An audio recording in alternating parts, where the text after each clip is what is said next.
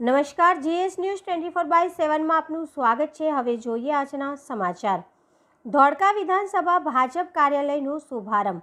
Bharatiya Janata party Dholka વિધાનસભા લોકસભા ચૂંટણી 2024 અંતર્ગત ધોળકા વિધાનસભા ક્ષેત્રના કાર્યાલયનો શુભારંભ માન્ય ધારાસભ્ય શ્રી કિરીટસિંહ ડાભી, ઇન્ચાર્જ બિપિનભાઈ સિક્કા, સંયોજક દિગ્વિજયસિંહ બારડ, સંગઠન પ્રમુખ રાજુભાઈ દેસાઈ, દિગ્વિજયસિંહ મસાણી, ચેતનસિંહ ગોહિલ, નગરપાલિકા પ્રમુખ અશોકભાઈ મકવાણા, તાલુકા પંચાયતના પ્રમુખ સિદ્ધરાજસિંહ સોઢા, જિલ્લા હોદ્દેદાર આગેવાનશ્રીઓ, બૂથ પ્રમુખશ્રી, બૂથ સમિતિના સભ્યશ્રીઓ, પેજ પ્રમુખશ્રીઓ અને સભ્યશ્રીઓ, પ્રદેશ અને મંડળના સંગઠન તેમજ દરેક મોરચાના હોદ્દેદારશ્રી, કારોબારી સભ્યશ્રી, શક્તિ કેન્દ્રના ઇન્ચાર્જશ્રી, પ્રભારીશ્રી, જિલ્લા તાલુકા પંચાયતના સભ્યશ્રીઓ, સહકારી સંસ્થાઓના પ્રતિનિધિશ્રીઓ, ગ્રામ્ય પંચાયતના સરપંચશ્રીઓ, સભ્યશ્રીઓ, તમામ કાર્યકર્તાઓની ઉપસ્થિતિ જોવા મળી હતી।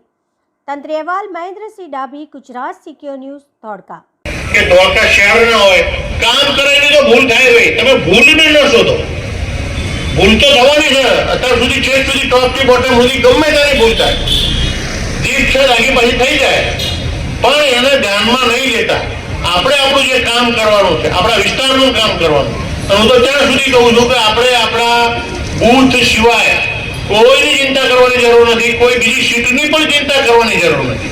મારે મારું બૂથ જીતવાનું છે, મારું બૂથ મજબૂત કરવાનું, અને મારા બૂથમાં જેને પણ વોટ આપવાનો અધિકાર છે એ દરેકનો વોટ આપણે બૂથ સુધી લઈ જાય એટલે 1 લાખથી ઓછી લીડ આપણા દેવસભ્યને રહેવાની નથી। 1 લાખથી વધારે લીડ આપણે આપવાની છે, લઈ આપવાની છે, અને આપણે બધાની મહેનત કામ આવશે। 35-40 વર્ષના જે મારા અનુભવ છે, 20 વર્ષ અમદાવાદમાં કોર્પોરેટર રહ્યો, ડેપ્યુટી મેયરની જવાબદારી હતી, પક્ષના નેતાની મારી જવાબદારી હતી અને એક સંગઠનની જવાબદારી નિભાવી છે મેં। એ મારો અનુભવ તમને શેર કરવા આવ્યો છું, તમારામાંથી કંઈક શીખવા આવ્યો છું, અને એ પ્રક્રિયા આપણે કરી રહ્યા છે। આવનારી જે 7મી તારીખની ચૂંટણી છે એના માટેનું આ કાર્યાલય છે, એના માટે આપણે અહીંયા બેસીને યોજના બનાવીશું, કઈ પ્રકારે આપણે ધોળકાને 1 લાખથી લીડથી વધારે આપણે વિધાનસભામાં જીતાઈએ એના માટેનું મનોમંથન બેસીને અહીંયા પ્લાનિંગ કરવાનું આ કાર્યાલય છે।